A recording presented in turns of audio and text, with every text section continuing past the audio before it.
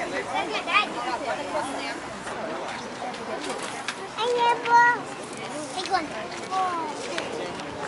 to the adults house. To the adults first. I got one, mate. Give one to all the adults, please, Gracie. So I have enough for everyone.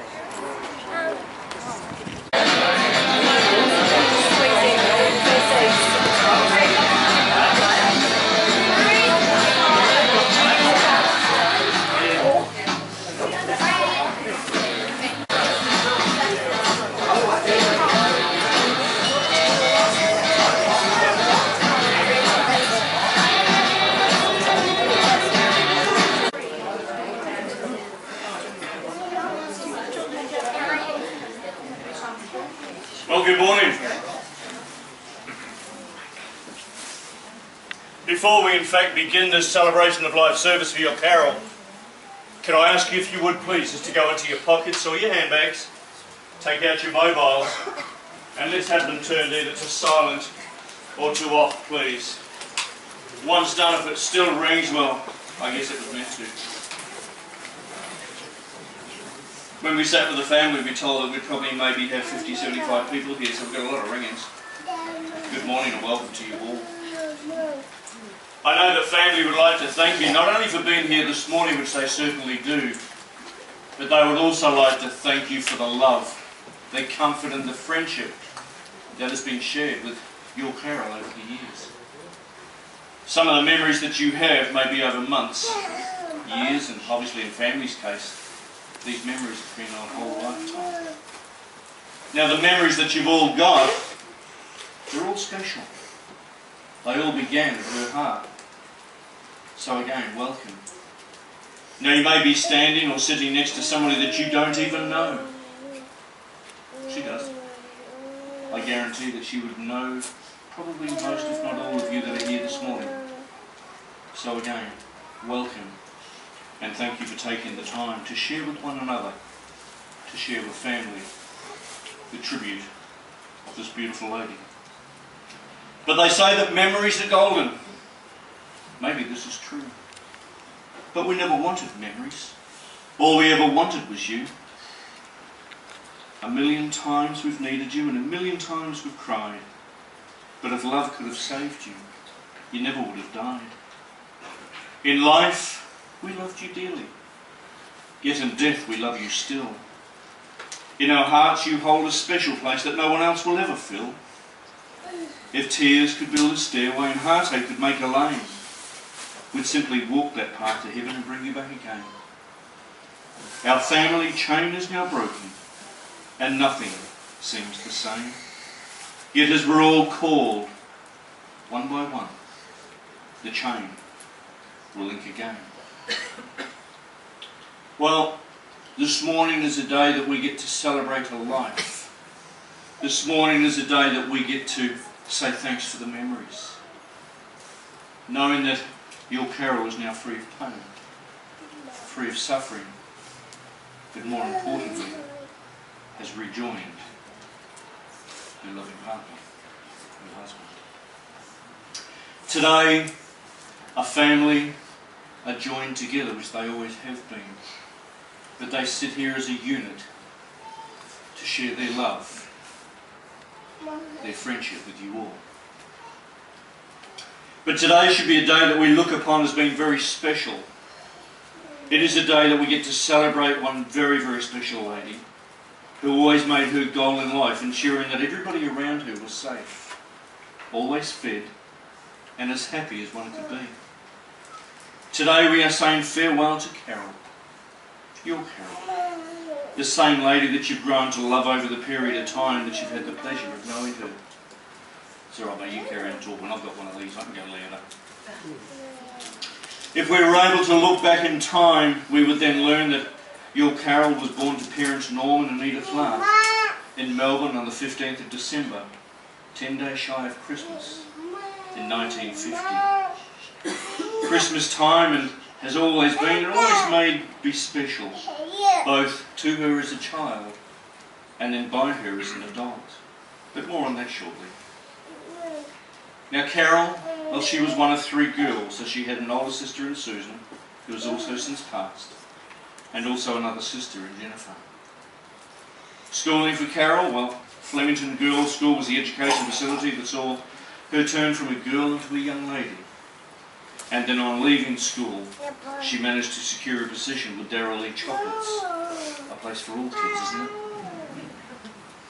After leaving there, she went to Wenzel's in Victoria Inn, in the mail room. Now, it was in this very mail room in 1968 where she met a young man named Richard Green. They began as work colleagues, and then, as friendship grew, so did little Enter that followed. Through friendship, they gave each other pet names. He called her Maid Marian. He referred to him as Robin Hood. Now Richard, well, he was very clever with his hands, and he would make her jewellery at work. Well, sort of. You see, this jewellery consisted of paper clips bent together to make necklaces. And one day he mustered up all of his courage and he asked her out on a date. She said yes. Well, they went to the movies, and the movie that they saw was called Yours, Mine and Ours. Somebody seen it? Well, once the movie had finished, they then took each other. More importantly, he took her out to tea. Not dinner, tea. You see, you would have noticed that I did say tea, not dinner, because tea consisted of crumpets and tomato sauce. Now, I want to at this point refer to the notes given to me regarding this point, where they read, and I quote, "But she married him anyway." Well, the day of their wedding was on the 20th of February 1971. Now, the 20th of February is also a fantastic day because it was also the day I got married. Great day. But then in 1973, they, being Carol and Richard, were blessed with the arrival of their first child when Nicole was born on the 26th of March in Victoria. It was the following year, in 1974, that they made the move. They followed their hearts and arrived here in Perth. Well, close enough, they landed in Busselton. In Busselton, they were welcomed with their second little bundle of joy with the arrival of Melissa, when she was born on the 10th of August, 77. It was also seen in Busselton that Jill Carroll found a job working in a restaurant. 2 years later, being 1979, Daniel was welcomed as not only their third and final child, but her first son. He was born on the 4th of January. Then Victoria was beckoning them to return. So in the early 80s they packed up and simply went back to Victoria. Once there, Carol began teaching at Sunday school, and this was just another one of the many ways that she was able to do things with her children. There was never a function at school that she would not go to. Special days, sports activities such as T-ball for the girls and then softball, soccer for Daniel, plus many more activities that they did or played as children. She was one of the passionate mothers that you would see on the sidelines, edging them on, encouraging them, and letting the umpires know that they'd made a little slight error in judgment. The girls then started dancing, and from dancing went to calisthenics, which gave their mum more time to be with them, to gloat at their achievements, to wipe the tears at their toils and their spills. Most of the costumes were lovingly, though at times painstakingly, made by Mum, or Carol, with sometimes her staying up all hours to finish a garment, to have it just right. Richard's mum, Lil, or Carol's mother-in-law, worked with the deaf and blind, and Carol would quite often be seen to go and help. But it was in the late 80s it was realised that the place to be was in fact the place that they had left. So they came back here to Western Australia. So they did, and what they'd done earlier, they packed up, came home, back home to Perth, a place that she never left. In life, we find we meet and we befriend many people that come into our lives. Some stay, some don't. We enter a relationship, sometimes a marriage, thinking that all will be good forever. Quite often it works. Other times, unfortunately, it doesn't. Well, the marriage of Richard and Carol unfortunately didn't last. They parted company prior to divorce. What did happen though is that they remained friends, which as we know in some circles is rare these days. But for family, friends and more importantly each other, to them it was a blessing. Still to be friends and able to be there for each other and the children should the need ever arise. But the world moves on. We all need to get on with our lives, and this is exactly what happened to your Carol. She accepted what had happened, picked herself up and moved on with life. It was in 1989 in a singles bar that she met a man in the same situation that she was. He was single. He had children as Carol did. He loved life as she did. He was looking for company as she was. This young man's name was Ian. Ian Joseph Rogers. Well, these two became friends, although from what I read again from the notes given to me, I don't know whether I would have gone back to seconds. You see, Ian asked her out on a date, and she simply turned him down flat, leaving him feeling dejected and, well, not very impressed. But the following week, though, your Carol went out, bought a beautiful dress to impress him, and went back to the singles bar to show off her dress and to continue on the conversation that they had begun the week before. Thing being, he wasn't there. Well, 2 a.m. Monday morning, 2 a.m. She gets on the phone and gives him what for.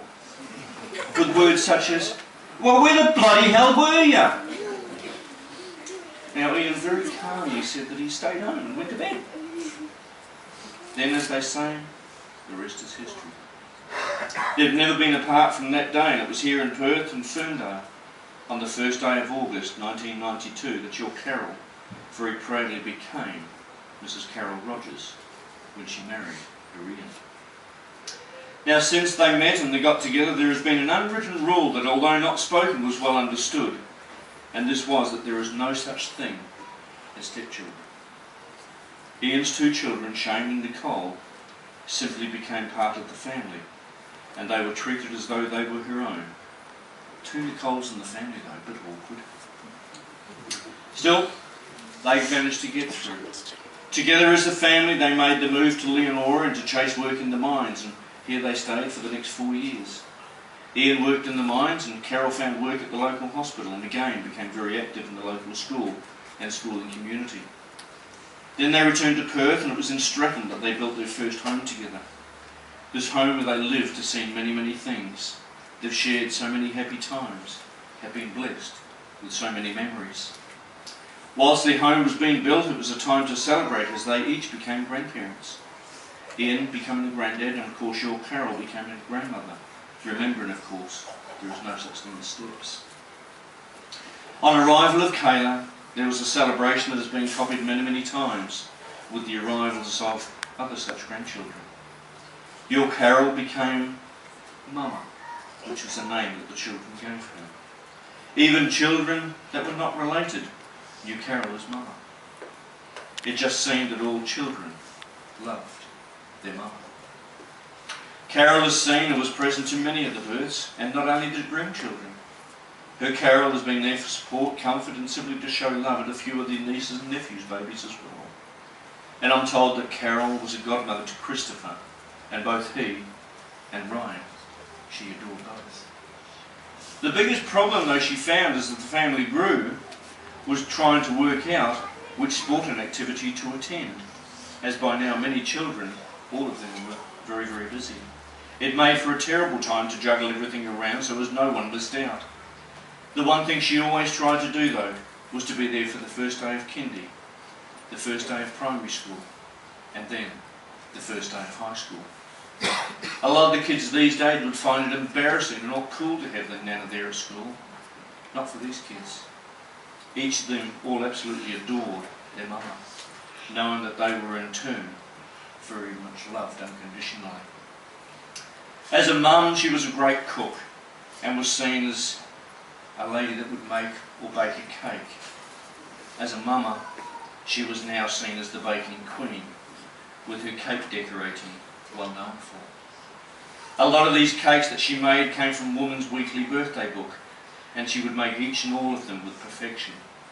Birthdays, Christmases and any other special occasions would see these cakes being made, with the only thing that was upsetting was when somebody went for a second slice to find it was all gone. Now, apart from her cakes that were legendary, so were her sausage rolls and her rum balls. There was also another reason that birthdays and Christmases times were so special at Mama's, apart of course from the food, and that was that she would just about always dress up in fancy dress and be the absolute life of any party. Your Carol was quite often seen as a clown, not for the antics, but for the clown's costume that she would wear. Other fancy dress costumes would be seen, but the clown outfit was well known and well popular. Most, if not all, of her costumes, I'm led to believe, she actually made herself. But the hats. We had to mention the hats. If there was a special hat that had to be found, you can bet your bottom dollar that she had it. Christmas times would not only see her dressed in her costume, but also so would her home, with tinsel and decorations seen in every corner. The other thing that was found in every corner of every room was her musical ornaments. I'm told that if they rang, chimed, clanged or played a tune, she had it. If she didn't, the only reason that it wasn't found is she hadn't seen it. A busy schedule she had with the inn, but they were always there for the family. Always busy. But they also had time for holidays and spend some time together. Some of the holidays that they had taken together have seen them visit Tasmania and Darwin. Both places Carol loved and talked about these trips often. One trip to Darwin, though, they travelled on the Ghan. Remembering what I said about the hats? Well, Carol got a special hat that became the Ghan hat. This hat still has pride of place with him.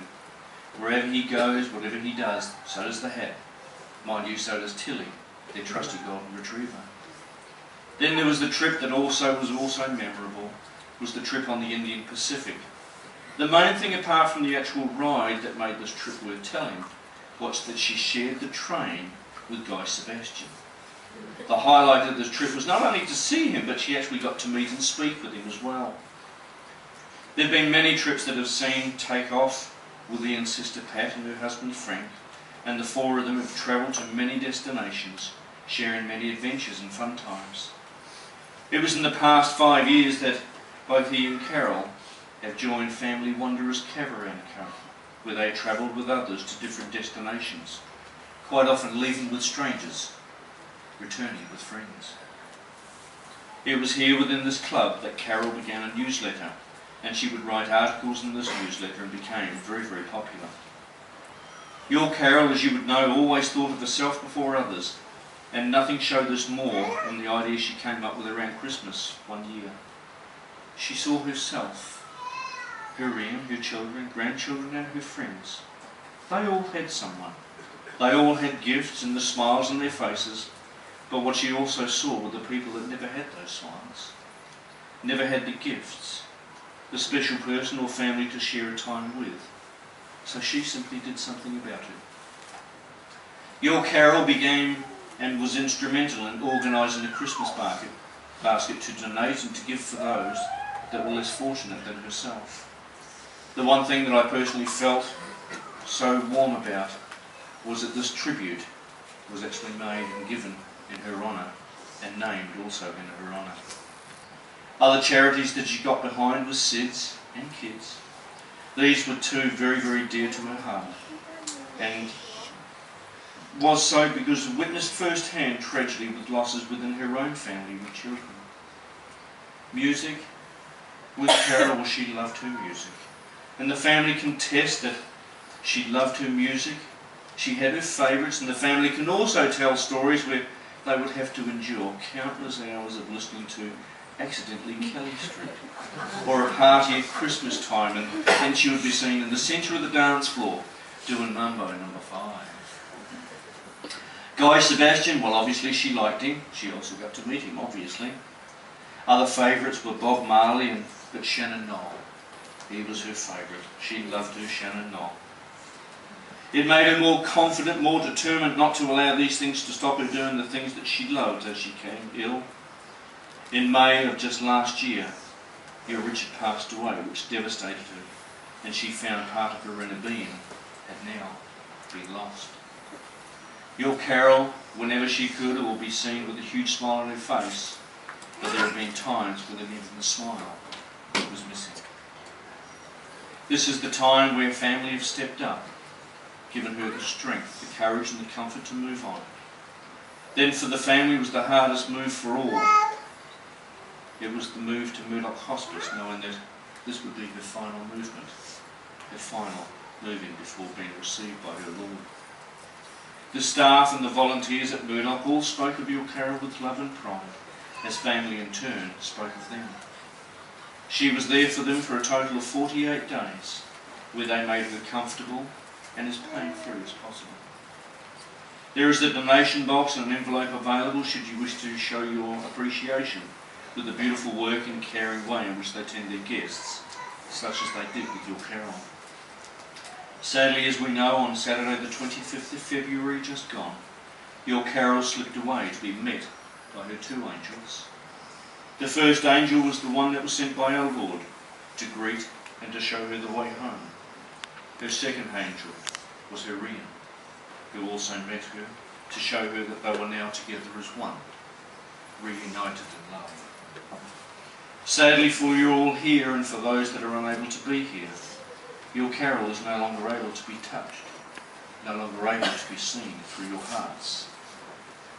Carol Lee Rogers is now in a place where there is no pain, a place where there is no suffering, and a place where together with her Ian, they can now be within your hearts from today and forevermore.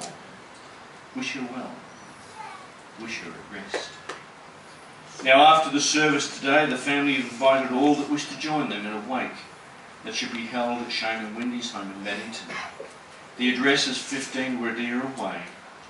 All we would ask is go with a smile, an open heart, and be welcomed. Now if you don't know where the home is, follow the car in front of you. If they're not going there, well, they've just gained another friend, but if they're going there, they'll know where to go. Is there anybody from the family that would like to come forward and say a few words? On behalf of myself, Ian, Nicole, Daniel, Shane, Nicole and the grandchildren, I would like to thank you all for coming here today to celebrate the life of our mum and wife, to Ian and grandmother. To Ian, I would also like to thank you for not only being there for the last 24 years, for the love and support you gave mum, but for the last 4 years of her life. Mum, our sadness knows no end. We can't believe you're gone. We're grieving for you every day. It's hard to carry on. You were always there to support and care.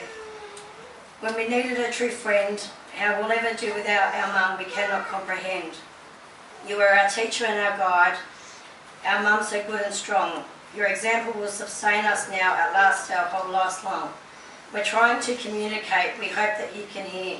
Expressing what we feel for you, it helps us feel you're near. Our memories of the times we had help the pain to go away. But mum, over our lives won't be the same. We'll miss you every day. A part of us went with you. It left a gap too big to fill. You're our mother and our hero, and we love you and we always will. Well, what we're going to do now is we're going to have a piece of music played that we call Reflection Time. I know the grandchildren have got something special that they're also going to do, but if there is anybody with a floral tribute that would like to come forward and place it onto the coffin, please feel free. We do have some sprigs of rosemary for those that would like to make a placement. So think about now as this is your time. It is now your time. Invite Melissa up, who's going to come forward to share with a poem that she would like to read to you.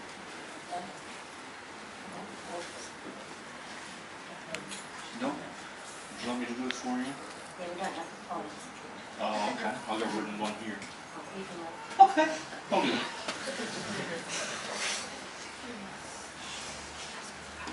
When I come to the end of the road and the sun has set for me, I want no right in a gloom-filled room. Why cry for a soul set free? Miss me a little, but not too long, and not with your head bowed low. Remember the love that we all once shared. Miss me, but let me go. For this is a journey that we must all take, and each must go alone. It's all part of the master plan, a step on the road to home. When you are lonely and sick of heart, go to the friends that we know and bury your sorrows in doing good deeds. But miss me, but let me go. I'm sure that if Carol was with us here today in body, she would want you to mourn her loss, but only briefly.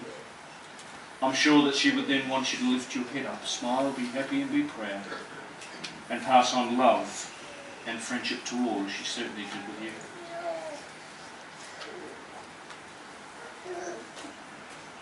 God looked around his garden and found an empty place. Then he looked down upon the earth and saw your tired face. He put his arms around you and lifted you to rest. God's garden must be beautiful, as he always takes the best. He knew you were suffering. He knew you were in pain. He knew that you would never get better on this earth again. He saw the road was getting rough and the hills were hard to climb.